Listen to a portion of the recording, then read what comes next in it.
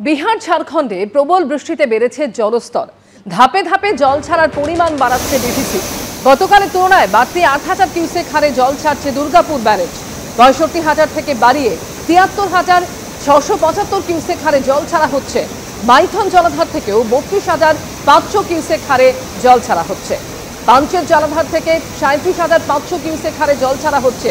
ফলে রাজ্যের একাধিক জেলায় যেভাবে তুমুল বৃষ্টি হয়েছে তার মধ্যে ডিভিসির ছাড়া জল নিয়ে নতুন করে আশঙ্কা তৈরি হচ্ছে রাজ্যে।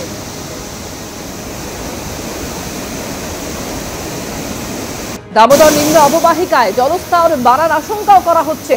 যেভাবে ক্রমাগত জল ছাড়ার পরিমাণ বাড়ছে ধাপে ধাপে, একদিকে ডিভিসি গতকালের তুলনায় বাড়তি ৮,০০০ কিউসেক হারে জল ছেড়েছে দুর্গাপুর ব্যারেজ, অন্যদিকে ৬৫,০০০ থেকে বাড়িয়ে ৭৩,৬৭৫ কিউসেক হারে জল ছাড়া হচ্ছে।